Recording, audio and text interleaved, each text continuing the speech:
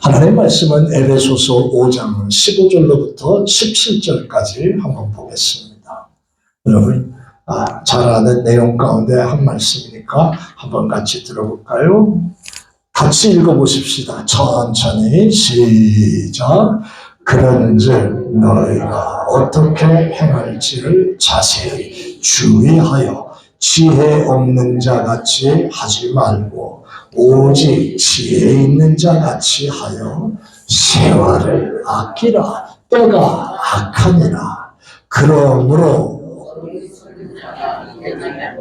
오직 주의 뜻이 무엇인가 이해하라. 아멘. 우리 옆 사람하고 인사하겠습니다. 하나님이 우리를 사랑하는 것처럼 나도 당신을 사랑합니다. 인사하십시다. 시작.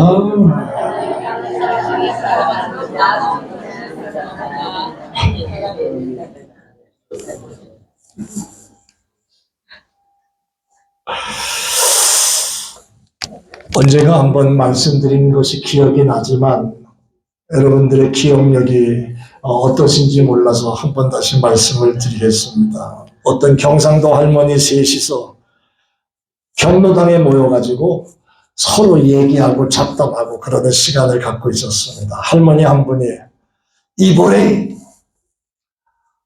울 아가 며느리가 말았는데 예수라는 사람이 죽었단다. 그때 또 한 할머니 하나가 어느 마을에서 죽었나? 그런 소식 못 들었는데. 그랬더니 그 할머니가 하는 말이 또 다른 할머니, 아이고야, 어쩌다 죽었대요. 그랬더니 할머니 하나가 우리 며느라가 그러는데 못에 찔려 죽었다네. 몸에 죽는 것도 별로 여러 가지 것으로 죽네. 그렇지. 그랬더니 그 예수님이란 사람에 대해서 조금 소시적에 들었던 사람이 이런 얘기를 하는 거예요. 내가 그 인간 머리 풀르고 맨발로 돌아다닐 때 내가 알아봤다. 그러더라고요. 그 이스라엘에서. 근데 그 말을 듣고 있던 다른 할머니 하나가 어이 보래요. 근데 예수가 안 듣고 그제서야 이제 얘기하는 거예요. 그랬더니 맨 처음에 말을 시작한 할머니가 이런 얘기를 하는 거예요. 우리 며느라가 아버지 그러는 거 보니까 우리 사돈인 같네.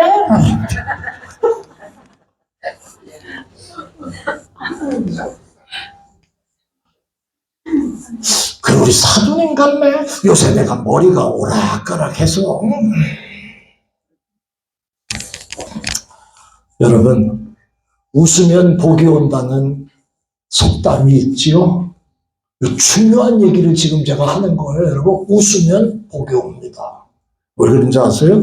웃는 것이 정신적인 면에서나 육체적인 면에서나 도움이 되기 때문에 웃으면 복이 온다는 말을 하는 거예요. 옛날에 웃으면 복이 와요 그런 코미디 프로그램도 있었지요. 여러분 어린 시절에 구봉서, 곽규석 이런 양반들 나와가지고. 세상에 수많은 동물들이 있어요. 동물학자들이 따져놓은 그 동물들의 숫자를 보면 18,200종 이상 된답니다. 내 얘기 아니에요. 동물학자들의 얘기가 18,200종. 그 가운데요, 웃는 동물은 하나도 없대요. 물론 이런 놈이 있긴 있어. 가끔 이런 별종이 있긴 있다고. 이런 별종이. 근데 이건 컴퓨터 그래픽인지 뭔지 모르지만 웃는 동물은 하나도 없어. 유일하게 우리 인간도 동물의 하나라고 친다면 유일하게 웃는 것은 사람만 웃습니다.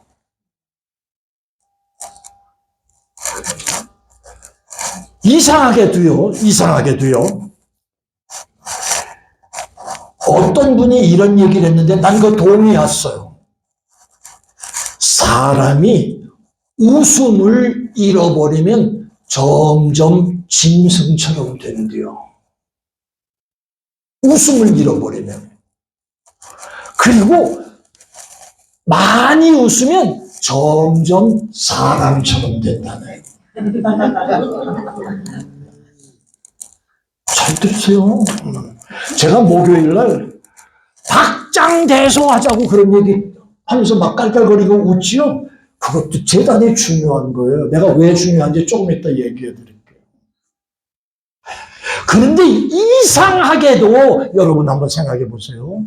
사람이 죽음에 가까워질수록 웃는 횟수가 줄어들어요. 한 통계를 보면요. 어린아이는 하루에 대개 400번 정도 웃는다네. 400번. 여러분, 애기들 태어나가지고 조금 지나서 웬만큼 그냥 하면은 깨끔 그래도 애기들은 씩 웃고 그러죠. 그래요, 안 그래요? 그런 것부터 시작해서 애들 400번 이상 웃는데, 근데 어른들은요, 하루에 15번 웃기도 힘들다네. 15번. 오늘 이후로 집에 돌아가셔서 내가 하루에 몇 번이나 웃나 한번 따져보세요. 숫자를 세보라고. 뻔히 나올 테니까. 뻔히 나올 테니까. 그런데 더 무서운 게 있어요. 의학자들 얘기 중에 한마디가 잘 웃지 못하는 사람은 치매에 걸릴 확률이 많답니다. 치매에 걸릴 확률. 그러니까 치매에 걸리지 않으려고 한다면 어떻게 해야 된다? 방법 중에 하나가 많이 웃어야 된다.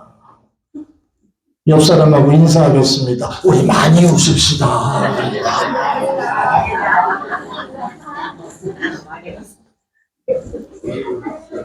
요즘은요, 죄송해요. 젊은 사람들도 치매나 건망증 환자가 많답니다. 그럼 그걸 어떻게 구별할까? 어떤 사람들이 아주 재미있는 얘기를 구별했어요. 특별히 남자들 같은 경우 한번 생각해 보세요. 남자들이 화장실 가서 바지 지퍼를 내리고 소변을 봅니다. 소변을 보고 그냥 나와. 이거 안 올리고. 그러면 건망증이야. 그건 건망증이래. 그런데 화장실 가서 이걸 안 내리고 소변을 본다. 그건 치매라고 그래. 그건 치매라고 그러지. 그건 치매.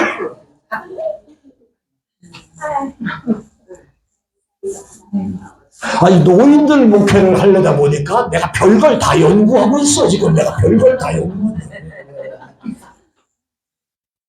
장로님, 그러지 맙시다. 우리 이거 내가 잘 단속 잘하자고 이거 오늘.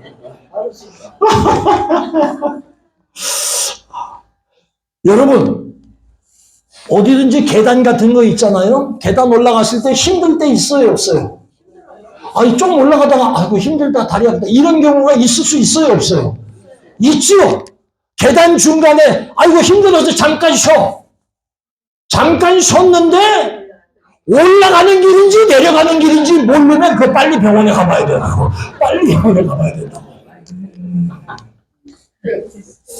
이건 내 얘기가 아니고 그렇게 연구한 사람들의 얘기예요. 중간에 섰는데 이게 지금 내가 올라가는 길이었는가 내려가는 길이었는가 이거 모르면 병원에 빨리 가야 돼. 병원에 빨리 가야 돼. 과학자들의 말로는요. 이 우리 속에 있는 이 뇌 있잖아요. 이 뇌. 이 뇌는요. 내가 진짜로 웃는지 가짜로 웃는지 요놈은 분별을 못한대요. 그러니까 진짜로 웃어도 웃는 줄 알고 가짜로 웃어도 이건 웃는 줄 안돼요. 웃는 줄 안돼요. 그래서 사람이 억지로 웃는 표정만 지어도 즐겁게 하는 엔돌핀이라는 호르몬이 나온다네. 그러니까 집에서 다 인상 쓰고 앉아가지고 텔레비 옆에 앉아서 쭈그리고 그냥 그러고만 계시지 말고 자꾸 웃는 연습. 억지로라도. 스탠퍼드 대학에서 웃음의 효과를 연구했는데 1시간 동안 웃기는 비디오를 막 보여주고 몸속에서 일어나는 변화를 측정했습니다. 그랬더니요, 암을 억제하는 호르몬이 평소보다 200배 이상 나와요. 200배 이상.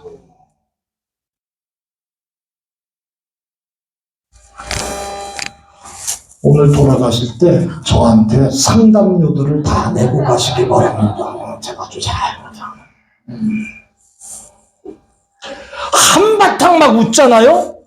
이 몸 안에 650개의 근육이 있다고 하면 그 650개의 근육 중에서 230개가 막 활발하게 움직인다는. 근육, 가슴, 심장 전체를 막 활발하게 움직이기 때문에 나는 이 얘기가 맞는지 모르겠지만 그런 기록이 있습니다. 1분을 웃잖아요. 막 신나게 웃으면, 여러분들 아주 중요한 얘기야. 1분을 막 신나게 웃으면 이틀을 더 산대요. 이틀. 자, 오늘은 예배 시간이지만 억지로라도 한번 웃어봅시다. 시작. 아이, 좀, 썩소 같은 거 하지 말고, 가짜로 웃어도 뭐는 웃는 줄 안다? 뇌는 웃는. 시작!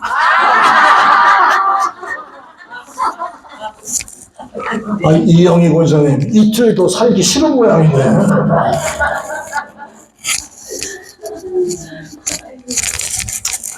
일반적으로 남자들이 여자들보다 더 짧게 살지요.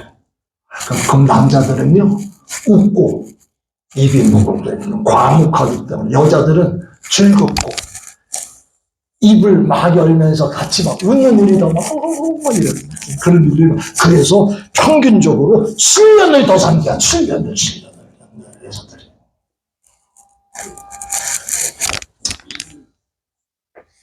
오늘 우리가 함께 읽은 본문은 사도 바울이 3년 동안이나 어느 지역에서든지 3년 이상 있은 적이 없었는데 3년이나 목회하던 에베소라고 하는 교회에 보내는 바울의 옥중 서신입니다.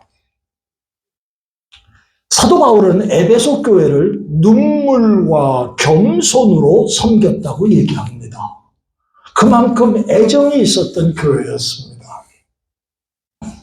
그가 여러 교회를 개척했지만 이렇게 오랫동안 있었던 적은 없습니다. 그런데 에베소서는 아마 사도 바울이 순교하기 한 10년 전쯤 이렇게 써진 기록이 아닌가 이런 추측도 해봅니다만은, 아무튼 이 글을 쓸 때, 에베소서를 쓸 때 사도 바울의 나이는 60대였던 것으로 추측합니다. 그러니까 그 당시에 60대 그러면 이제 거의 황혼에 들어간 나이이기도 하겠지요. 그런데 불행하게도 로마의 감옥에서 그는 이 에베소서를 씁니다마는 자신의 고통도 고통이겠지만 이제 자신의 죽음이 자꾸 다가온다는 것을 체험하고 있는지 그건 잘 모르겠습니다. 그러나 자신의 땀과 눈물과 정성으로 섬겼던 에베소 교회를 향해서 마지막 내가 너희들에게 권한다 하는 메시지를 지금 보내고 있습니다. 그런데요, 예수 잘 믿어라, 너희 교회 잘 받들고 목사한테 잘해라, 구역 식구들한테 잘하고 사랑해라, 이런 거 가르치는 게 아니고 아주 중요한 메시지를 오늘 얘기하고 있는데, 그게 뭐냐 하면 시간에 대한 메시지입니다. 시간.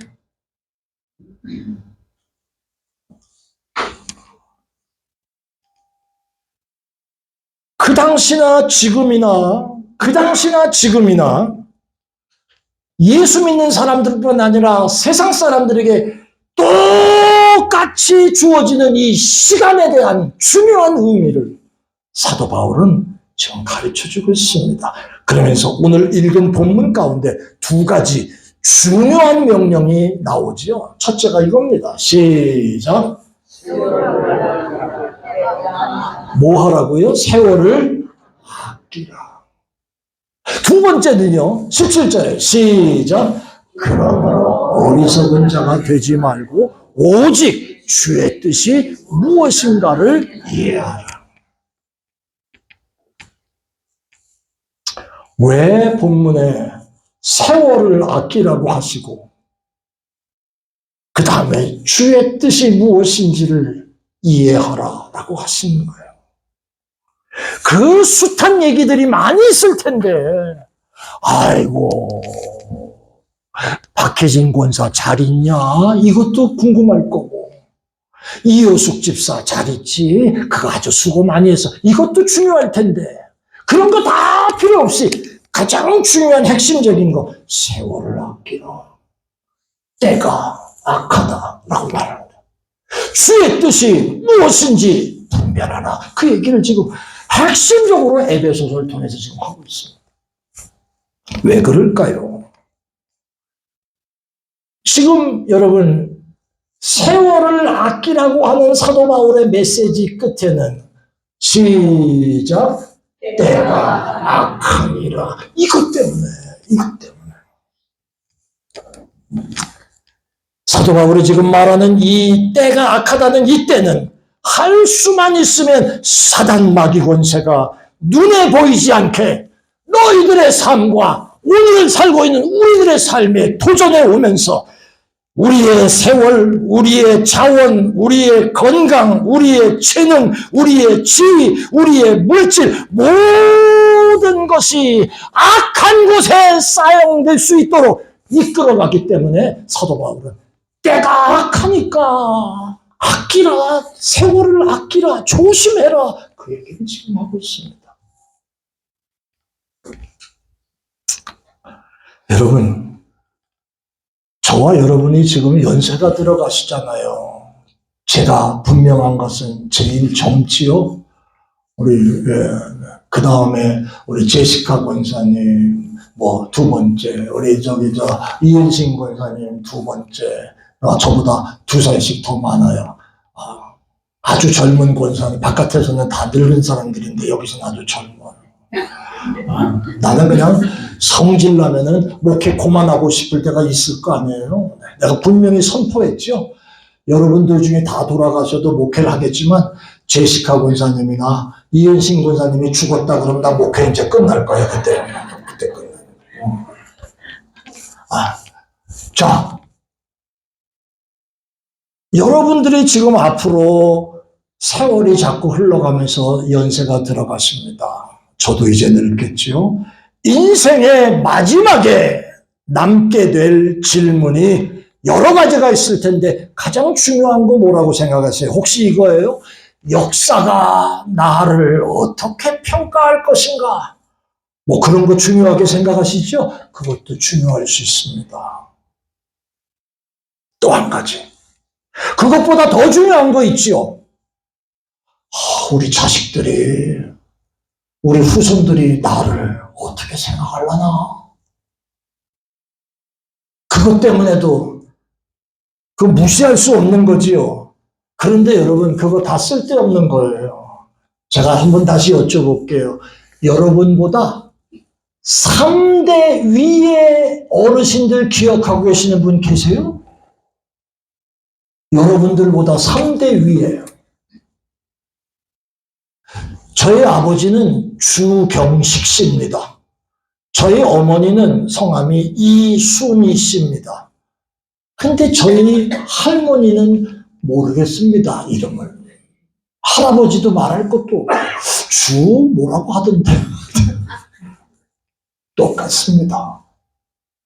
여러분의 자식들은 여러분의 이름을 기억할지 몰라도 손주부터 내려가서 손주의 손주로 내려가면 여러분은 기억이 안 될 겁니다.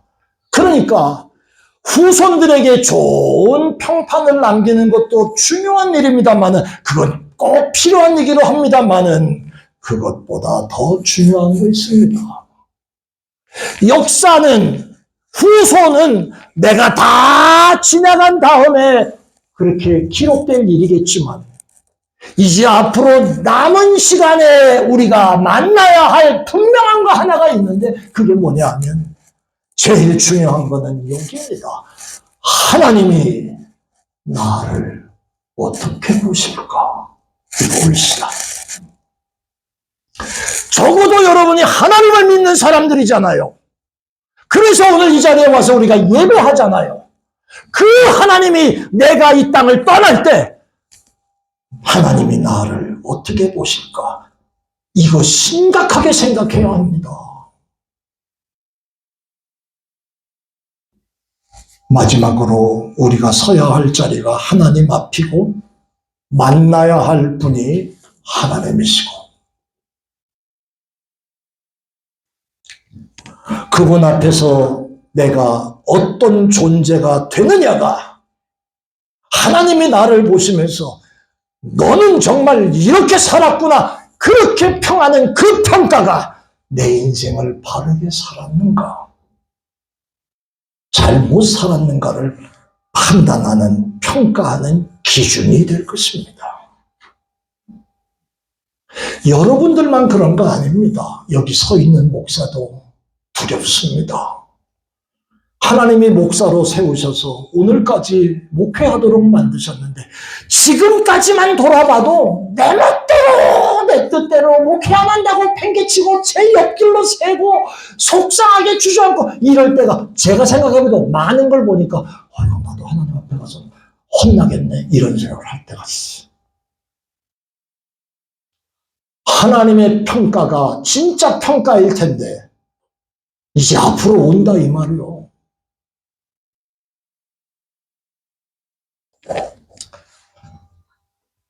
사도 바울은 그런 의미에서 세월을 아끼라. 저는 이 말씀을 묵상하면서 그런 생각을 했어요. 주목사, 세월을 아껴 이 자식아. 네가 내 앞에 올 날이 그렇게 오래 남지 않았을지도 모르는데 내가 내게 맡겨준 거에 최선을 다하다가 와라. 그 부탁에 내 마음이 막 가슴이 막 두근거리고요. 오늘 사도 바울은 하나님의 마음에 드는 사람으로 어떻게 우리가 남은 인생을 살아야 할 것인가를 가르쳐 주시는 이 얘기 제가 짧게 몇 가지 드리고 말씀을 끝내십시다. 여러분의 남은 인생 관리 3가지 원칙을 말씀드립니다. 남은 인생 관리 3가지 원칙. 그 첫 번째가 이것입니다. 읽습니다. 시작. 내 인생의 소명이 무엇인 줄 알아야.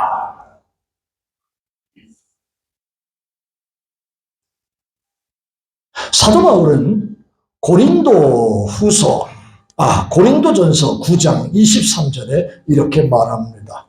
내가 복음을 위하여 모든 것을 행함은 복음에 참여하고자 함이라. 예, 하나님은 사도 바울을 복음 전하는 사람으로 그 일생을 픽업했습니다. 그렇기 때문에 이 얘기하는 겁니다. 내가 복음을 위하여 모든 것을 행했다. 여러분, 교회 나오니까 여러분은 교회를 위해, 복음을 위해 사는 게 여러분의 사명이다. 아니요. 그 얘기 하려는 게 아닙니다.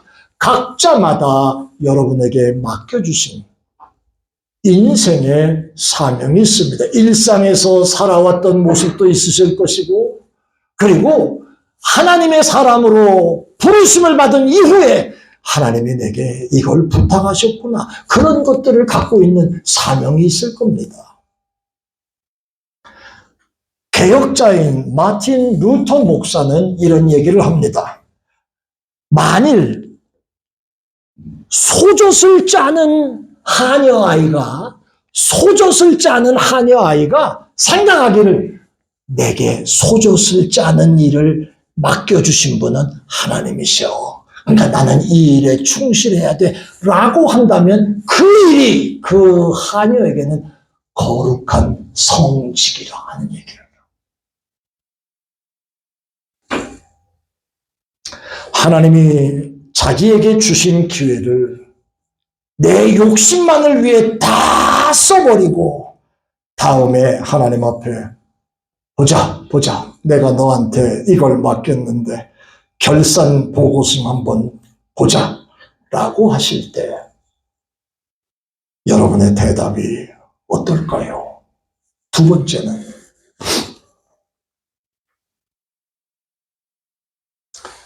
시작.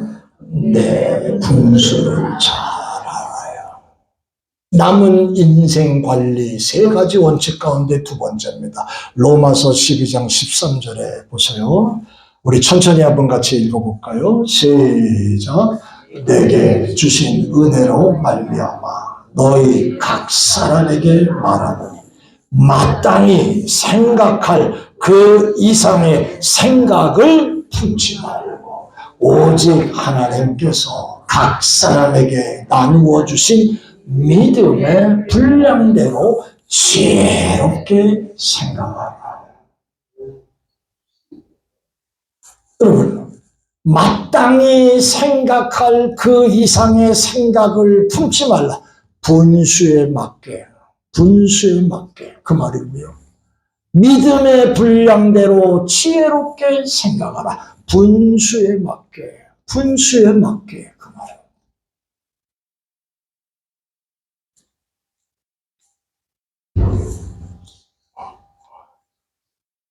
자신의 한계점을 잃어버리면, 자신의 한계점을 인정할 수 없다면 하나님을 위해서 살 수 있는 기회를 놓쳐버리고 어리석은 종말을 가져올 수 있다는 그 얘기고요. 세 번째, 마지막은 이겁니다. 남은 인생 관리 세 번째 원칙 가운데 하나, 다 같이 시작. 우선순위를 분명히 해야. 시작. 우선순위를 분명히 해야.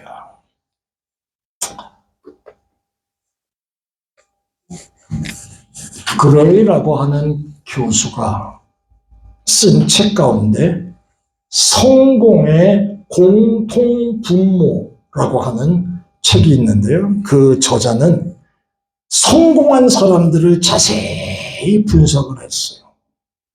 이 땅에 살고 있는 최고의 성공자들을 이 사람들의 공통분모가 없을까? 그것을 발견했는데 공통점을 발견하고는 이렇게 결론을 냈습니다. 그 결론이 뭐냐 하면 우리 모두가 귀담아 들어야 할 일이에요. 열심히 일하는 거 그거 필요하죠. 어쩌다 보면 세상에 운도 따라야 된다. 그것도 있습니다. 그 다음에 인간관계가 좋아야 된다. 그것도 있습니다. 그리고 여러 가지 것이 있는데 그 가운데 최고의 공통점이 뭐냐 하면 성공한 사람들은 소중한 일을 가장 먼저 한다는 거예요. 자기에게 주어지는 소중한 일을 미루지 아니하고 가장 먼저 한다는 거예요. 이게 공통점이라는 거죠. 소중한 것이 무엇인지 알고 거기에 우선순위를 두고 에너지를 집중적으로 집어넣고 쏟아부었다는 것, 그게 성공한 사람들의 공통분모라는 것을 그는 말하고 있습니다. 자, 여러분들이 지금부터 사업을 하실 것도 아니고 정계로 나갈 것도 아니고 그 다음에 무슨 비즈니스를 하실 것도 아니고 그 다음에 무슨 애들을 가리키는 학자의 길로 지금 이 연세에 나가실 일도 없고 생각해 보십시다. 그럼에도 불구하고 지금 이 시점에 내게 중요한 것이 무언가? 지금 내가 급한 것, 그리고 내가 보기에 급한 것, 내가 보기에 덜 중요한 건데도 불구하고 그것에 우선순위를 두고 달려가는 그런 모습이 없는가? 그 얘기를 지금 말씀을 드리는 거예요. 지혜를 가지고 세월을 아끼며 살아갈 때, 이제 우리가 비록 나이가 들어가지만 그래도 하나님이 이 땅을 태어날 때 주명훈 목사에게, 여러분들에게 너는 세상에 살다가 이 일에 최선을 다하고 내가 맡겨준 이 일을 잘 감당하고 오너라 말씀하셨던 그것을 분명히 깨닫고 내 주제와 분수를 알고, 그리고 우선순위가 무엇인가를 먼저 설정하고 그것에 최선을 다하고 살아가는 그런 사람에게 하나님은 은혜 주시고 힘 주시는 줄로 믿습니다. 사도 바울이에요. 자기가 주어진 상황, 감옥이라는 환경도 사도 바울을 꺾지 못했습니다. 지금 사도 바울의 가슴 속에 자신에게 주어진 사명을 알고 자신이 정말 어떤 존재였다는 걸 기억하고 어떤 것이 우선순위라는 걸 분명히 깨닫고 살아왔던 이 사도 바울은 감옥? 아무것도 아니야. 나이? 이것도 아무것도 아니야. 그 몸에 찾아왔던 질병? 그것도 아무것도 아니었어요. 다가오는 죽음? 그것도 아무것도 아니에요. 날마다 주님 주시는 힘 얻어서 살아간 게 사도 바울인 줄 아시길 바랍니다. 분명히 중요한 걸 알았기 까닭입니다. 자, 말씀을 끝내십시다. 남은 인생, 여러분과 제가 얼만큼 남았는지 모르지만 우리 이 땅에 남아있는 동안에는 하나님 앞에 하나님의 영광을 위해 살면서, 또 이 땅에 남아있는 동안엔 유니온 교회와 함께 즐겁게, 기쁘게, 은혜롭게 살면서 남은 생에 승리하는 여러분들 되시기를 예수 이름으로 축원합니다. 기도하겠습니다. 은혜로우신 아버지, 세월을 아끼고 하나님의 뜻이 무엇인가를 분명히 알면서 우리의 남은 삶을 살아가게 해 주옵소서. 감사해요. 예수님 이름으로 기도합니다.